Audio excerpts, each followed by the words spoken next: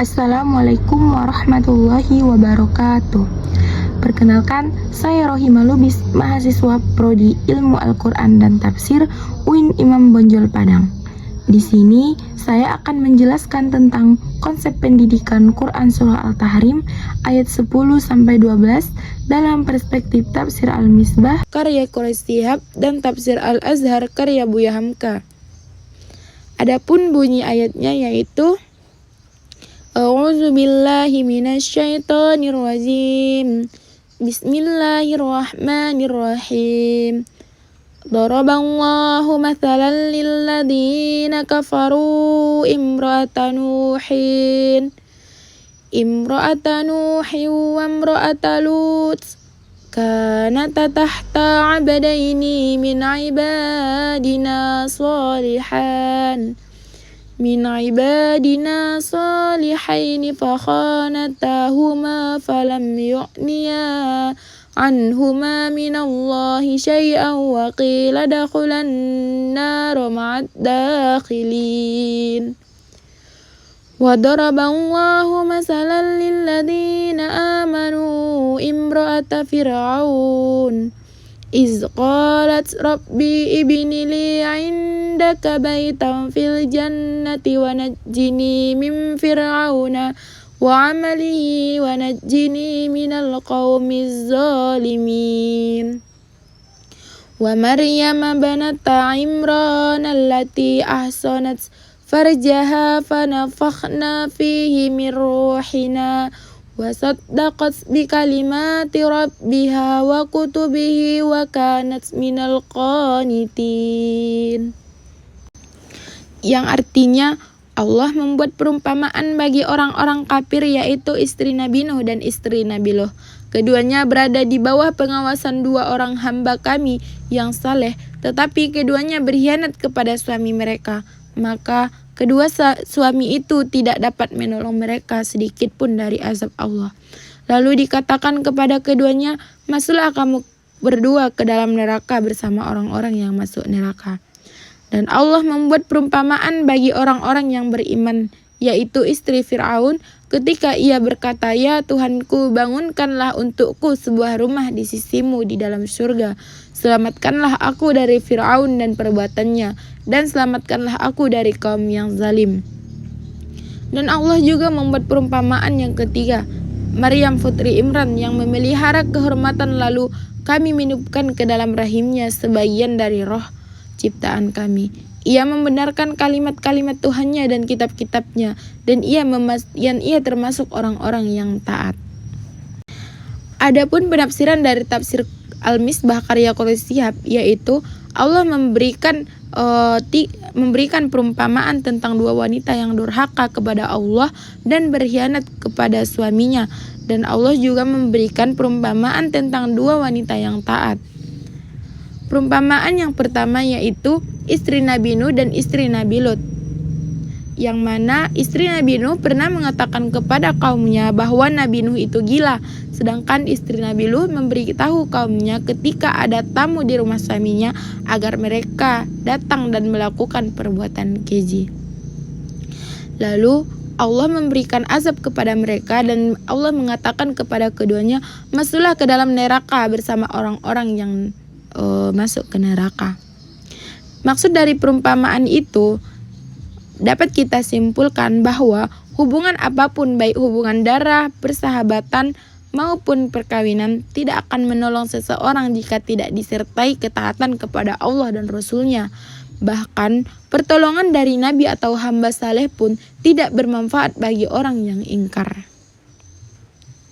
Selanjutnya, perumpamaan tentang dua wanita yang taat, yaitu yang pertama istri Fir'aun, yang mana ia tetap beriman meskipun suaminya seorang penguasa zalim yang mengaku sebagai Tuhan, sehingga ia berdoa kepada Allah agar dibangunkan rumah di surga, diselamatkan dari Fir'aun dan perbuatannya, serta dijauhkan dari kaum yang zalim. Dan perumpamaan kedua yaitu Maryam putri Imran yang menjaga kehormatannya dengan sebaik-baik mungkin. Allah meniupkan sebagian dari ruhnya ke dalam rahimnya, sehingga ia mengandung Nabi Isa tanpa disentuh pria. Maryam membenarkan kalimat-kalimat Tuhannya dan kitab-kitabnya, serta termasuk orang yang taat dan tulus dalam beragama. Sebagian ulama menyatakan doa istri Fir'aun tadi dipanjatkan saat ia disiksa karena mengikuti ajaran Nabi Musa. Istri Fir'aun yang dimaksud bukan yang menemukan Nabi Musa di Sungai Nil, tetapi istri Fir'aun lain yang diduga bernama Maniftah. Beberapa ahli tafsir berpendapat bahwa Aisyah berasal dari Bani Israel. Bahkan ada yang mengatakan ia saudara dari ibu Nabi Musa. Menurut Sayyid Qutb, ia adalah seorang mukminah yang hidup di istana Fir'aun dan kemungkinan berasal dari Asia yang menganut ajaran tauhid sebelum Nabi Musa. Permohonan Aisyah agar dibangunkan rumah di surga boleh jadi karena sebelum disiksa Fir'aun mengusirnya dari istana dan tidak memberinya penghormatan untuk dimakamkan secara wajar. Seperti diketahui, keluarga Fir'aun yang mati dimakamkan dalam satu bangunan yang berbentuk piramid. Setelah itu, nama Maryam yang berarti wanita yang taat beribadah disebut dalam Al-Quran sebanyak 34 kali dan terbagi dalam 11 surah. Perlu dicatat bahwa tidak seorang wanita pun yang disebut namanya dalam Al-Quran kecuali beliau.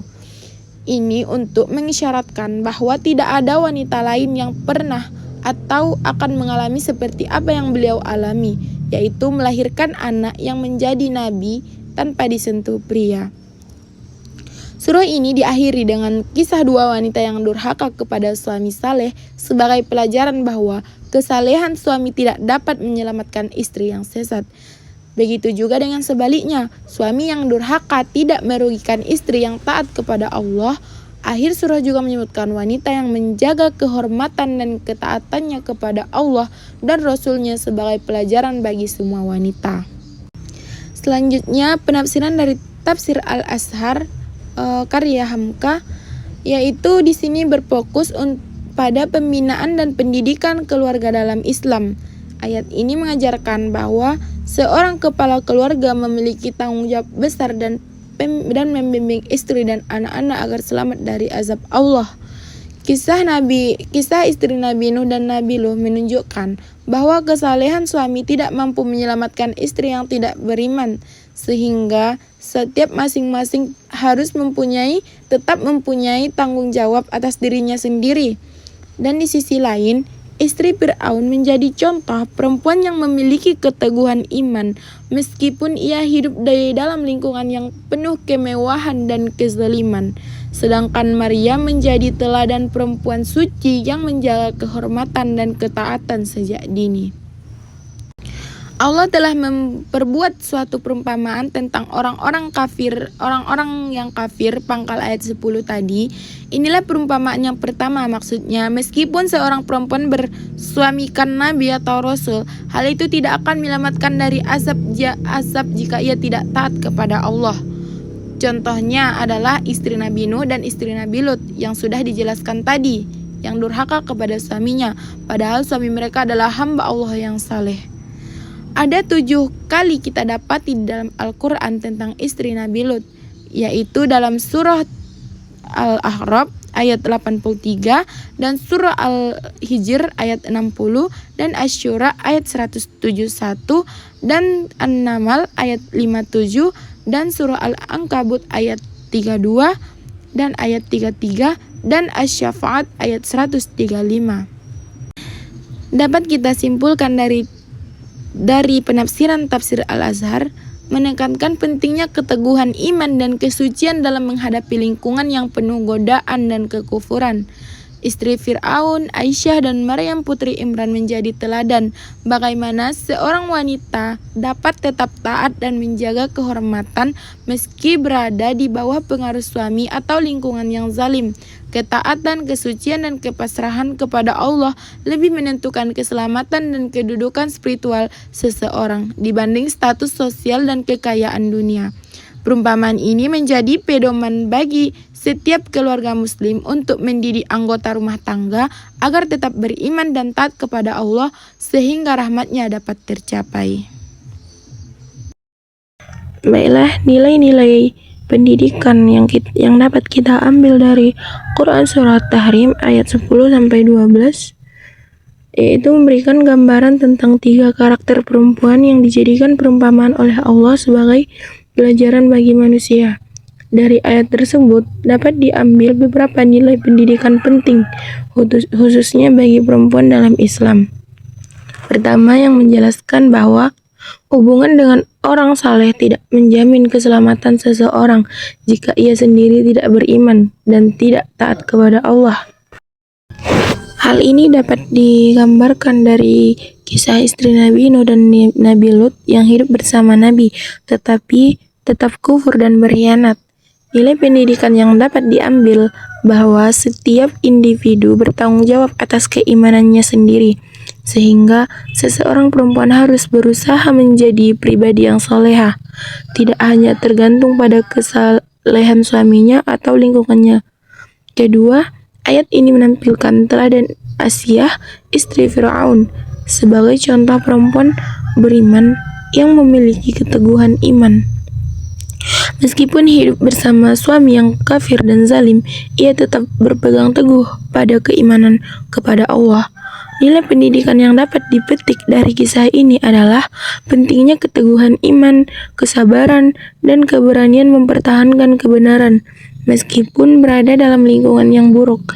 Ketiga, ayat ini juga memberikan teladan melalui Maryam binti Imran, seorang perempuan yang menjaga kehormatan dan kesuciannya, serta membenarkan kalimat-kalimat Allah.